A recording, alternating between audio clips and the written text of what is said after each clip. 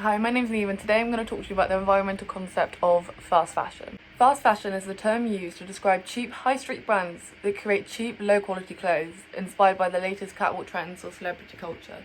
They use unsustainable materials and cheap labour to rapidly pump trends into high street stores to maximise on current trends. In the case of large fast fashion chains such as Zara and H&M, new styles hit the shop floor almost every day. Consumption is the key concept behind fast fashion. We are living in a consumer-heavy world with fast-changing trends, leading to consumers changing their preference more frequently. Therefore, fast fashion companies' main aim is to make and sell as many in-trend clothes as quickly and as cheaply as possible. As a result, 98 million tonnes of non-renewable resources, such as oil, synthetic fibres and fertilisers, are used annually. Ultimately, fast fashion companies are sacrificing both the efficiency and sustainability of their products in order to meet customer demands for trends. However, it's not solely the consumer's fault. The companies constantly advertise, drop new lines almost weekly at extremely low prices, enticing and pressuring customers to buy. There are currently 52 micro-seasons a year. Okay, admittedly, fashionable clothing, cheap and quick, it sounds amazing, but we are not considering the environmental impact. So what is the problem? Emissions. Production of fast fashion alone emits 1.2 billion tonnes of CO2 per year, which is more than all international flights and shipping combined. And once in the consumer's hands, washing and discarding clothes creates 3.3 billion tonnes of CO2 per year, which equates to 8% of global greenhouse gas emissions. To put it in perspective, if the fashion industry were a country, its emissions would be almost as high as the entire European continent combined.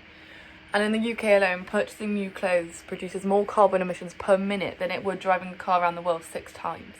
If the industry continues as it is, it will be responsible for 26% of global CO2 emissions by 2050. Water usage. The fashion industry is the largest user of water globally. It uses around 79 billion cubic metres of water per year, which is enough to fill 32 million Olympic-sized swimming pools. This figure is expected to increase by 50% by 2030 if current trends continue. Cotton makes up approximately 90% of all natural fibres used in the textile industry. And to make one plain cotton t-shirt, it uses 2,720 litres of water. This is as much as you would drink throughout 3 whole years. Your favourite pair of jeans? This takes more than 9,000 litres of water to produce. This is enough for one person to drink 8 glasses of water per day for 10 years. As a result of cotton irrigation, the Aral Sea, once the 4th largest lake in the world, has reduced to only 10% of its original size and is now mostly a desert. Water pollution. The fashion industry relies on vibrant colours, prints and fabrics to create appealing features and maximise sales, all of which are achieved with toxic chemicals. The fashion industry is the second largest water polluter of clean water globally, after agriculture. 8,000 synthetic chemicals are used to turn raw materials into textiles, and in the process of this dyeing treatment, it results in 20% of global water pollution, as water left over is dumped into ditches, streams or rivers. The unused fabric is disposed and end up in landfills, which allow chemicals to leak into groundwater supplies. Textile companies have charged millions of gallons of chemically infected water into our waterways.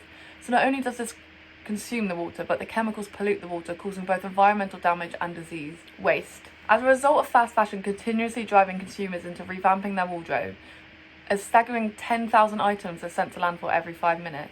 This is the equivalent of £140 million every year. The constant trend changes result in people feeling their clothes are outdated in less than 3 years, with an estimated £30 billion worth of unworn clothes are hanging in wardrobes around the UK. It is not only the impact of the 85% of clothes going to landfill sites annually, but the waste of raw materials such as water and cotton.